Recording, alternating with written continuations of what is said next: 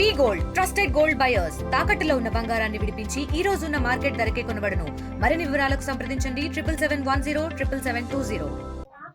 విజయనగరం జిల్లా విజయనగరం పట్టణ పరిధిలో ఎన్నో ఏళ్లుగా ఉంటున్నటువంటి ప్రజల్ని ఈ రోజు ఇక్కడి నుంచి అక్రమ కట్టడాలు పేరుతో ఇక్కడి నుంచి అయితే వేరే ప్రాంతానికి తరలించినటువంటి పరిస్థితి మాత్రం కనిపించింది. ముఖ్యంగా చూసుకుంటే ఈ అక్రమ కట్టడాలు మనం ఏవైతే మానస సంస్థలో ఉన్నటువంటి కోట బ్యాక్ సైడ్ గోడకి కానుకున్నటువంటి ఒక 25 ఇళ్ళు అయితే ఈ యొక్క ప్రాంతంలో ఉండేవి. ఒక 25 కుటుంబాలు అయితే ఈ యొక్క ప్రాంతంలో ఉండేవాళ్ళు.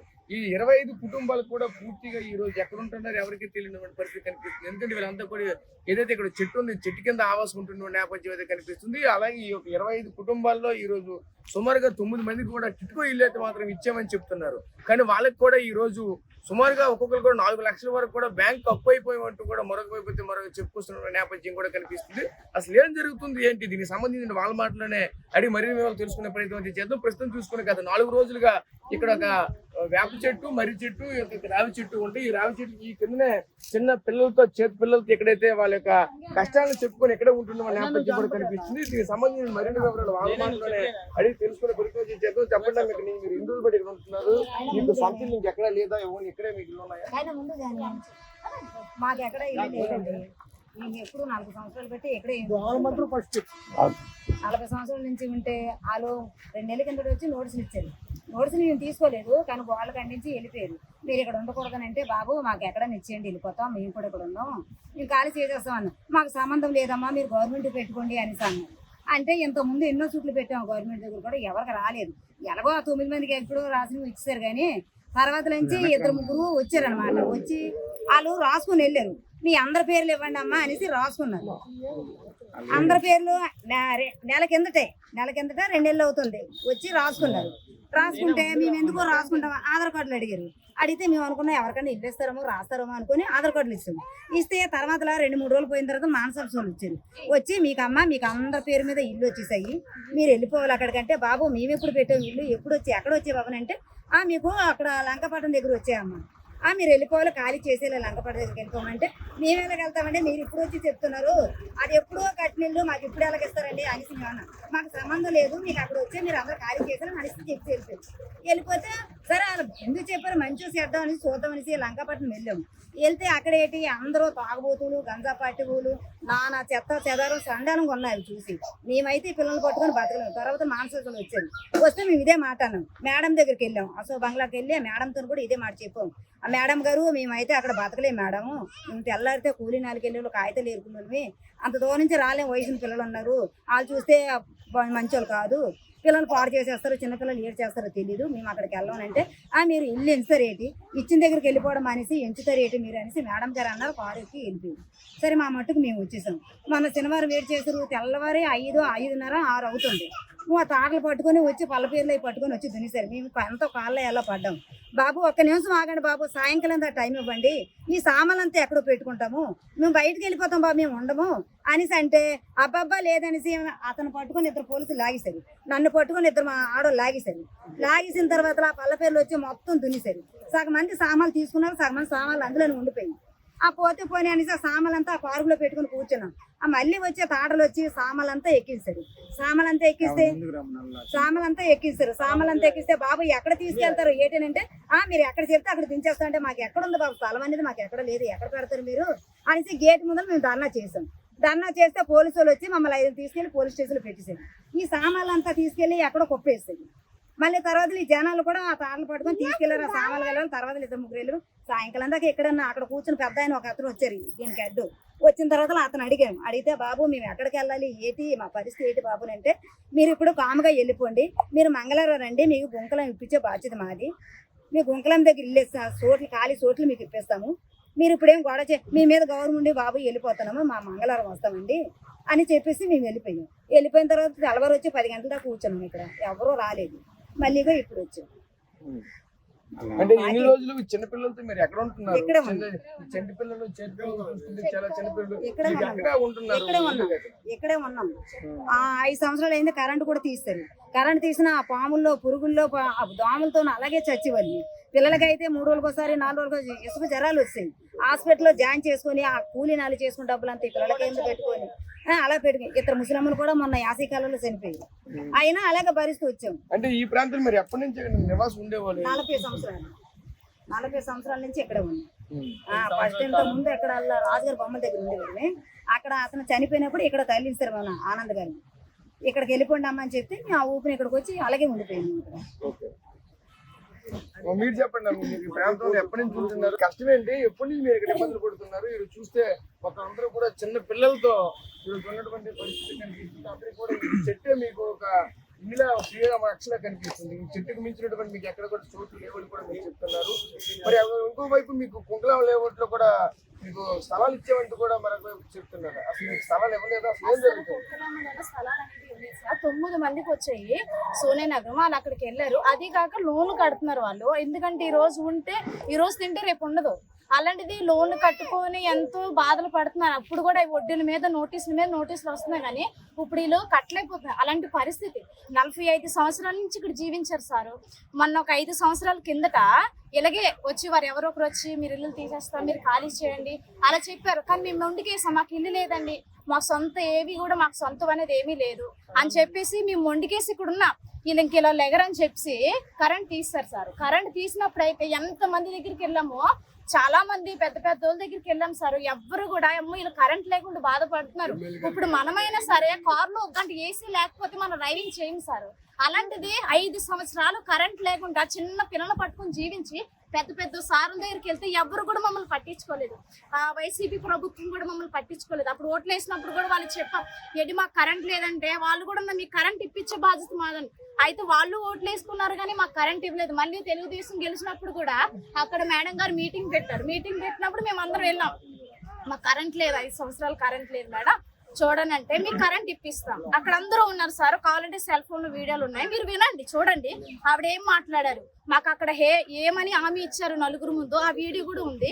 కానీ మీకు తర్వాత చూపిస్తాం. అక్కడికి వెళ్ళినప్పుడు మేము అందరం నించున్నప్పుడు వాళ్ళు ఏమన్నారంటే, మీకు ఉన్న గ్రామాల్లోనే కరెంట్ ఇస్తాం, మీకు ఏదైతే నీరు సదుపాయం లేదో నీరు సదుపాయాన్ని కూడా మేము ఇప్పిస్తాం, మళ్ళీ నెక్స్ట్ మీకు ఇల్లు అయితే లేదు ఆ ఇల్లు కూడా మీకు ఇస్తామని చెప్పారు. కానీ మీ ఇల్లు తీసేస్తాము, మీరు ఖాళీ చేయండి అని ఓట్ల ఎలక్షన్ ముందు ఆవిడ చెప్పలేదు, కరెంట్ ఇస్తానని చెప్పింది.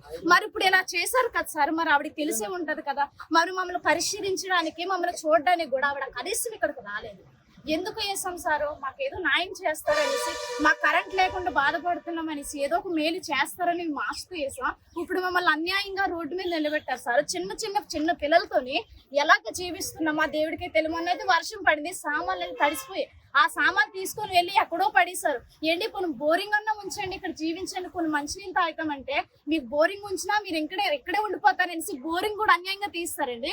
అక్కడ నెక్స్ట్ వాటర్ తడిపినప్పుడు ఒక ఆవిడ ఉంటారు, ఆవిడ తాగడానికి మంచినీళ్ళు ఇవ్వండి అని బాటిల్ పట్టుకొని వెళ్తే ఆవిడ నీరివ్వమమ్మా నీరివ్వము మీకు అని చెప్పారు. 2 బాటిల్స్ వాటర్ తాగడం నీళ్ళు. ఎంత అన్యాయం ఎందుకండి? మరి 45 సంవత్సరాలు మేము జీవించాము, మేము సిటీ మధ్యలో ఉంటున్నామండి, ఏదో పల్లెటూరు గ్రామాల్లో మేము ఉండట్లేదు. పల్లెటూరులో నార్మల్ ప్రాంతంలో ఉండే సిటీ బార్డర్ లో ఉన్నాం, కోట బ్యాక్ సైడ్ లో ఉన్నాం. మరి ఇది రోడ్డు పాయింట్ కదా, అందరూ చూస్తున్నారు కదా, ఎందుకు ఇక్కడ న్యాయం జరిగించట్లేదు సార్? మాకంటూ ఏమీ లేదు, మాకు ఏదో ఒకటి స్థలమైనా ఎక్కడన్నా మాకు ఇప్పించండి, మేము వెళ్ళిపోతాం. ఇప్పటికేమి మళ్ళీ నేను వచ్చి ఏమంటున్నారంటే, మీరు సచివాలయంకి రేషన్ కార్డులు పెట్టుకున్నామ్మా, ఎప్పుడో ఇల్లులు ఎప్పుడైనా స్థలాలు శాంక్షన్ అయినప్పుడు అప్పుడు మీరు పెట్టుకుని అన్నారు, తీసేసారు. కానీ ఏ మాత్రం మాకు న్యాయం చేయలేదు.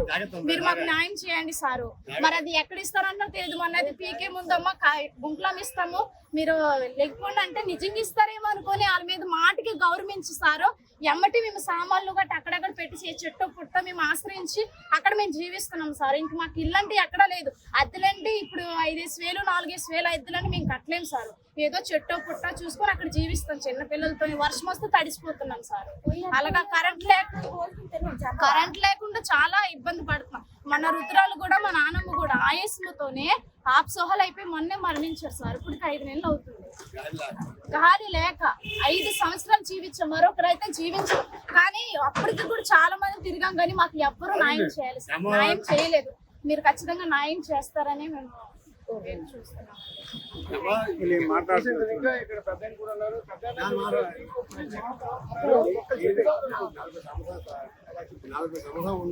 మరి ఇప్పుడు ఎవరు న్యాయం చేస్తారా? ఇల్లు ఇస్తాను, జాగా ఇస్తా ఉంటాం, జాగా ఇస్తాను మార్చేసుకో. అయితే అశోక్ కూతురు అలమా చేసింది కరెంట్ ఇస్తుంది కరెంట్ ఇవ్వాల ఎమ్మెల్యే కరెంట్ ఇవ్వాల ఏటీ ఇవ్వాల కరెంట్ ఇవ్వకుండా మొత్తం ఇచ్చేసింది వచ్చి ఇంటికి వచ్చింది మా ఇంటికాడ వచ్చింది మా ఇంటికి ఓటేయండి మీకు గెలిపించండి మీకు గెలిపించాలంటే అదే గెలిపించాం మా ఓట్లన్నీ గెలిపించాం మా అమ్మకే మా చేసేస్తున్నారు మాకు ఎక్కడ ఉన్నాక జాగా ఇస్తామండి అక్కడ కొంచెం జాగా మంచిగా సెంట్ వద్దు అలసెంట్ ఏమండి ఒక 60 సెంట్ ఇస్తే చాలు మాకు ఒక 60 సెంట్ ఇస్తే ఒక సెంట్లో 60 సెంట్ ఇస్తే చాలు 50 గేదెలు చాలు మాకు ఆ కేంద్రం వెళ్ళి ఎవరు ఎన్ని 10 కుటుంబాలకి ఏంటండి అందరూ ఒకండి 10 కుటుంబాలకి అండి అది దాకా అయితే 10 కుటుంబాలు ఆ 10 కుటుంబాలు అందరూ వెళ్ళి అక్కడ అవుతామండి ఎంతో ఆడట్లేదు కదా అంతే మరి ఏ అందరం స్వామికి వెళ్ళండి స్వామిగా వెళ్ళు స్వామికి ఆశ స్వామి అంటే 10 సార్లు వెళ్ళు స్వామి గారిని 10 సార్లు వెళ్ళు క్యాంట్ కోసం అంటే క్యాంట్ తీసేదంటే ఇవాళ ఏ పెత్తనం అంటే లాస్ట్ మళ్ళీ ఏమన్నా అంటే మేము వేయలేము అది మాంస భూమి అది మేము వేయలేము అని మళ్ళీ అశోక్ కూతురుకేలు అశోక్ కూతురు ఆగందండి మీకు గెలిచిందంటే గెలిపించంటే వెంటనే ఓట్లు వెంటనే 20 గంటలు వేస్తుంది 20 గంటలు వేస్తుంది కరెంట్ లేదు ఏది అలా చచ్చిపోయి ముసలం ఇది నేను మర్చిపోయాను ముసలమ్మ గాడి లేక మంచి సదుపాయం కూడా ఉంది ఇక్కడ ఒక కొలా ఉంది అక్కడ కొలా లేదు ఏది లేదు ఓ బౌలింగ్ ఉంటుంది ఆ బౌలింగ్ అదే తాగుతూ అదే ఉంటాం ఊరి మధ్యన ఇటీ మధ్యన అంతే మాకేం దాగి చాలు చెప్పండి మీకు ఇబ్బంది ఎలా కలిగింది? మీకు ఆల్రెడీ గుంట్లో ఇచ్చామని చెప్తున్నారు, మరి కొంతమంది మీకు ఆల్రెడీ ఇల్లు ఇచ్చామని చెప్తున్నారు. చెప్పడానికి మీకు ఇల్లు కావాలి, మీరు ఏ విధంగా ఇప్పుడు ప్రజెంట్ మీకు ఇక్కడ ఇల్లు ఇక్కడ నుంచి తొలగించి సుమారుగా 4 రోజులు పైన అయింది. ఇంతవరకు కూడా అంత చెట్ల కిందే ఉంటుంది. నెంబర్లు ఇచ్చారు కదా, ఏ విధంగా మీ జీవన కొనసాగించవచ్చు? చూస్తుంటే చాలా మనసు కూడా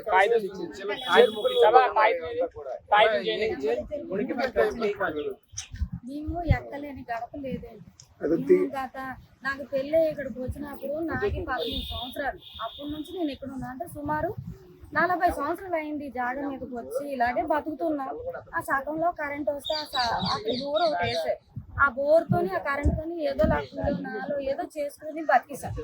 అయితే గత ప్రభుత్వం ఉన్నప్పుడు ఏం చేశారంటే స్థలాలు తీయమని వచ్చారు. ఇల్లు తీసియండి ఇక్కడ నుంచి, ఇది మాకు చాలా సంవత్సరాల నుంచి ఇక్కడ బతుకుతున్నాం. మాకంటూ ఒక నివాసం కల్పిస్తే వెళ్ళిపోతాం. మేము మాకు ఖాళీ చేయడం తర్వాత ఇల్లు ఎలాగా వీళ్ళు కరెంట్ తీసేస్తే ఇల్లు అప్పుడైనా వెళ్ళిపోతారు అని కరెంట్ తీస్తారు. కరెంట్ లేకుండా 5 సంవత్సరాలు ఇక్కడ బతుకుతాం. మరి ఏం సార్ మాలో ఒక గంట ఫ్యాన్ లేకపోతే చచ్చిపోతారు జనాలు. అలాంటి 5 సంవత్సరాలు బతికాం. అది కుదరలేదు. ఇప్పుడు ఎలాగా తీసేయాలనేసి మాకేం మద్దతు పెట్టారు. 9 ఇల్లు కిట్టు ఇల్లు వచ్చేటప్పుడు అక్కడ వెళ్ళిపోండి అని చెప్పారు. మేము ఆ టిప్పు ఇల్లు ఇచ్చినప్పుడు మా దగ్గర ఇవాళ తింటే రేపు లేదు. అలాగుండి సపోర్ట్ చేసుకొని కట్టుకున్నాం. ఇప్పటికీ ఆ వడ్డీ కడుతున్నాం 1 లక్ష రూపాయలు. ఇప్పుడు ఆ ఇల్లు ఇచ్చారు, 5 లక్షలు కట్టకుండా నోటీసులు వచ్చేస్తున్నాయి. 1 నెల కట్టకపోతే నోటీసు వస్తుంది. మాకు మేము చూస్తే తిన్నాను కూడా మా దగ్గర ఉండదు. అలాంటిది మేము ఎలా కడతామండి? 5 లక్షలు కట్టాలంటే మా దగ్గర ఎక్కడి నుంచి వస్తుంది? ప్రభుత్వం ఇచ్చింది అంటున్నారు, మాకు ఫ్రీగా ఇచ్చిందా? మాలాంటి పేదవాళ్ళకి ఒక 1000 రూపాయలు నెల పాట కష్టపడితే 1000 రూపాయలు దాచుకోవడం కష్టం మాకు. అలాంటిది 5 లక్షలు అంటే మేము ఎక్కడ నుంచి తెస్తాం? మాకు ఎలా పోతుంది? ప్రభుత్వం ఎలాగ ఇచ్చింది? మా ఇల్లు మేము కొనుక్కున్నట్టుగా ఫ్రీగా ఇచ్చినట్టుగా ఏంటి మా పరిస్థితి? అయితే 9 ఇల్లు ఇచ్చారు. ఎలాగో కట్టుకోను ఆ బ్యాంక్ వడ్డీలు కట్టుకొని చచ్చిపోతున్నాం తినకుండా. ఇక్కడ నుంచి ఎత్తేసారు. ఆ చెట్టు కింద కూర్చున్నాం 3 రోజులు. గత శనివారం తీసారు. అన్నం లేదు, పొయ్యి ఎత్తితే పొయ్యి పెట్టనివ్వట్లేదు, తీసేస్తున్నారు. వండుకోవద్దా అంటారు పిల్లలతో. మాకు ఎవరు అడుగుతారు? వీధిలోకి వెళ్ళి అడుక్కోగలమా మేము? ఒకరికైతే పెడతారు భోజనం, ఇంతమంది పెడతారా? 5 కిలోలకి ఎవరైనా పెడతారా భోజనం? నిన్నైతే అన్న క్యాంటీన్ దగ్గరికి వెళ్ళి తిన్నాం. ఒకరికి దొరికితే ఒకరికి దొరకలేదు. అన్న క్యాంటీన్లో ఇంత పెడతారా అన్నం? పిల్ల తల్లి చొప్పుని తిన్నాం. ఎక్కడో వాటర్ అడిగినా ఇవ్వడం. మా పరిస్థితి ఏంటి? మేము ఏమీ అడగట్లేదండి. మొన్న వచ్చి పీకిసినాడు, మీకు కొంచెం ఇస్తాము అన్నారు. లేనోళ్ళకి కార్డులు ఉన్న వాళ్ళకి లేని వాళ్ళకి ఇస్తాము అన్నారు. మరి ఎవరు లేరు. ఆధార్ కార్డు మీద ఇచ్చేస్తాను అన్నారు. కొంతమందికి ఆధార్ కార్డుల మీద, కొంతమందికి రేషన్ కార్డులు ఉన్నాయి ఇస్తాను అన్నారు.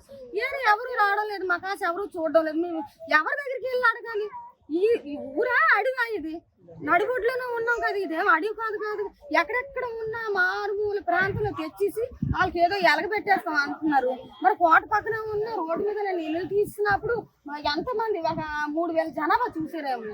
మరి ఏంటి మాకు ఎవరు పట్టించుకోవట్లేదు? ఎవరి దగ్గరికి వెళ్ళిపోయినా ఆలైనా ఎవరి దగ్గరికి వెళ్ళాలంటే వాళ్ళ కాలు పట్టుకోమని వెళ్ళి పట్టుకుంటాం.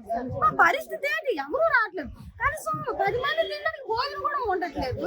ఎలాగా? మేము బయటకు వెళ్తేనే మేము ఆ చెప్పులు ఏరుకుంటారు. ఆ చెప్పు తెచ్చుకుని అమ్ముకుంటే ఒక 200, 300 వస్తే అందులో బతుకుని గట్ట చేసుకుంటారు.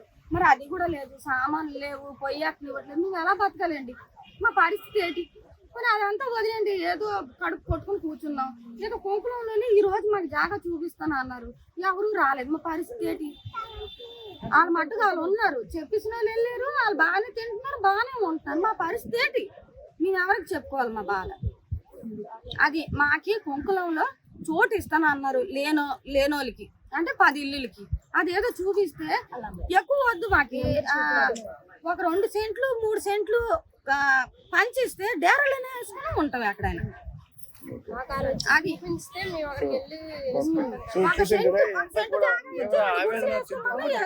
ఎందుకంటే ఇక్కడ ఉన్నటువంటి అధికారుల మీద, మాస్టర్స్ ట్రస్ట్ తాలూకు అధికారుల మీద ఉన్నటువంటి గౌరవంతో, నమ్మకంతో మేమైతే ఇక్కడ నుంచి అయితే బయటికి అయితే వచ్చిన తర్వాత మాకు రావాల్సినటువంటి ఏవైతే ఇల్లు మాకు ఇష్టమైనటువంటి ఇచ్చినటువంటి మాటనైతే ఏ ఒక్కరు కూడా ఇంతవరకు అధికారులు కానీ ఇక్కడ నాయకులు కానీ ఎవరు కూడా నెరవేర్చలేదు అంటూ కూడా ఆవేదన చెందుతున్నారు. సుమారుగా 4 రోజుల నుంచి ఇక చెట్టు కిందే ఇక్కడే ఉంటున్న నేపథ్యం అయితే కనిపిస్తుంది. ఇక్కడే వండుకున్నా సరే ఇక్కడ వండుకోనివ్వట్లేదు, మమ్మల్ని ఇక్కడ ఉండనివ్వట్లేదు అని కూడా ఆవేదన వ్యక్తం చేస్తున్నటువంటి పరిస్థితి కనిపిస్తున్నాయి. ముఖ్యంగా చూసుకుంటే వీళ్ళనైతే ఏదైతే వీళ్ళకి సంబంధించినటువంటి, వీళ్ళకి ప్రత్యేకించి సంబంధించినటువంటి ఏదైతే అక్కడ కుంకులాల లేఅవుట్ కావచ్చు, అలాగే టిట్కో ఇల్లు కావచ్చు, వారికి ఏవైతే వీళ్ళు కేటాయిస్తామని చెప్పారో ఆ కేటాయించిన ఖచ్చితంగా ఎంత త్వరగా చేస్తే మేము అంత త్వరగా మేము ఎక్కడి నుంచి విముక్తి పొందుతాం అంటే కూడా ఆవేదన చేస్తున్నటువంటి పరిస్థితి కనిపిస్తుంది. మా బతుకులు ఎవరితో మేము చెప్పుకోవాలి? వాళ్ళంటే పేదవాళ్ళకే ఇంత అన్యాయం జరిగితే ఎవరు మమ్మల్ని పట్టించుకోవట్లేదు, ఎవరు మమ్మల్ని చూడట్లేదు అంటూ కూడా తీవ్ర ఆవేదన వ్యక్తం చేస్తున్నటువంటి పరిస్థితులు కూడా కనిపిస్తున్నాయి. అదేవిధంగా మరోవైపు చిన్న పిల్లలు, చంటి పిల్లలు, చేతి పిల్లలతో ఎలా ఉండగలమంటూ కూడా మరొక తీవ్ర ఆవేదనకి లోనవుతున్న పరిస్థితులు కనిపిస్తాయి. మా పైన అధికారులు, ఇక్కడ ఉన్నటువంటి నాయకులు ప్రత్యేక దృష్టి చూపించి మాకైతే ఎక్కడే దగ్గర చిన్న ప్లేస్ మాకు చూపిస్తే చాలు, మేము డేరాలు వేసుకుని అక్కడే మేము బతుకుతాం అంటూ కూడా మరొక వైపు అయితే మాత్రం చెప్పుకొస్తున్న నేపథ్యం కూడా కనిపిస్తుంది. ఇటువంటి వాళ్ళకి ఖచ్చితంగా ప్రభుత్వాలు అయితే అండగా ఉండవలసింది పోయి ఈ విధంగా చేయడం కంటకోదంటూ కూడా మరొక వైపు అయితే ఆవేదన చేస్తున్నటువంటి నేపథ్యం కూడా కనిపిస్తుంది. ఏదేమైనా సరే ఇటువంటి వాళ్ళకి చూసుకుని విజయనగరం పట్టణం పరిధిలో నడిపొట్టున ఉన్నటువంటి ఇటువంటి ఒక చాలా పేదవాళ్ళు, కడు పేదవాళ్ళు అని చెప్పచ్చు. ఎందుకంటే కొంతమంది చీపులు నమ్ముకొని ఉంటారు, మరి కొంతమంది చూసుకుంటే ఏదైతే చెత్త కాగితాలు అక్కడక్కడ దొరికినవన్నీ ఏరుకుంటూ రోజుకి 150 వచ్చినటువంటి దాని మీద బతుకుతున్నటువంటి జీవనం కొనసాగిస్తున్నటువంటి కుటుంబాలు ఈ 40 కుటుంబాలు. ఈ 40 కుటుంబాల్లో సుమారుగా 9 కుటుంబాలకైతే ఒక ఏదైతే సంబంధించినటువంటి టిట్కో ఇల్లు ఉన్నాయో టిట్కో ఇల్లు అయితే ఇవ్వడం అయితే జరిగింది. మిగతా వాళ్ళకైతే ఇంతవరకు కూడా ఇవ్వలేదంటూ కూడా మరొక ప్రాబ్లం చేస్తున్నారు. కొంతమంది మాకు ఏవో ఇల్లు ఇస్తున్న ఆలోచనతో అలా ఉండి కొంతమంది ప్రాణాలు కూడా కోల్పోయారంటూ కూడా మరొక వైపు చెప్పుకొస్తున్న పరిస్థితి కనిపిస్తున్నాయి. ఇలా చూస్తుంటే హృదయ విదారకంగా కనిపిస్తున్న నేపథ్యం కూడా కనిపిస్తుంది. ఎందుకంటే చిన్న పిల్లలతో, చేతి పిల్లలతో తీవ్ర ఇబ్బందులు, తీవ్ర అవస్థలు పడుతున్న నేపథ్యం కూడా కనిపిస్తుంది. ఇటువంటి వాళ్ళకైతే మాత్రం ఖచ్చితంగా ప్రభుత్వం అండగా ఉంటే బాగుంటుందంటూ కూడా పలువురు చెప్పుకొస్తున్న పరిస్థితి కనిపిస్తుంది. మనమే చూడొచ్చు, చిన్న పిల్లలతో ఈ చెట్ల కింద ఇలా ఎక్కడే ఉంటున్నటువంటి నేపథ్యం కూడా కనిపిస్తుంది. ఏదైతే మనకి ఇక్కడ కనిపిస్తున్నటువంటి రావి చెట్టు, మర్రి చెట్టు, ఈ చెట్ల కింద ఈ యొక్క ప్రజలంతా కూడా ఎక్కడే ఉంటున్నటువంటి నేపథ్యం కూడా కనిపిస్తుంది. ఎక్కడి నుంచి చూసుకుంటే చిన్న పిల్లలు కూడా స్కూల్ కూడా ఎక్కడి నుంచి వెళ్తున్నాయి చూడొచ్చు. ఇక్కడ వాళ్ళ పిల్లలతో బుక్స్, ఆ బ్యాగులు అన్ని కూడా ఇక్కడే ఉన్నాయి. ఈ ఒకే దగ్గర ఒకే ప్లేస్ లో పెట్టినటువంటి పరిస్థితి కూడా కనిపిస్తుంది. ఏదైతే చూస్తుంటే చిన్న పిల్లలతో ఆ బ్యాగుల్ని, అలాగే వాళ్ళ తాలూకు సామాన్లన్నీ కూడా ఇక్కడే ఉన్నాయి. ఇంట్లో వాడుకున్నటువంటి సామాన్లన్నీ కూడా ఇక్కడే కనిపిస్తున్నాయి. అంటే ఒకే పక్కన చంద్రబంధగా పడి అయితే వీళ్ళందరినీ కూడా ఈ విధంగా ఉంచకుండా అయితే వీళ్ళకైతే ఎక్కడో గారు ఆవాసం కల్పిస్తే మాకు పెద్ద మేలు చేసిన వాళ్ళు అవుతారంటూ కూడా మరొక చెప్పుకొస్తున్న నేపథ్యం కూడా కనిపిస్తుంది. ఖచ్చితంగా ప్రభుత్వం అయితే వీళ్ళని ఆదుకుంటారంటూ కూడా ఆశిస్తున్నాం. కెమెరాపర్సన్ సనాడితో రాజేష్, సాత్వి, విజయనగరం. ఇండియా పాకిస్తాన్ ఉద్రిక్తతలపై లేటెస్ట్ అప్డేట్స్ కోసం డౌన్లోడ్ చేసుకోండి RTV లైవ్ యాప్.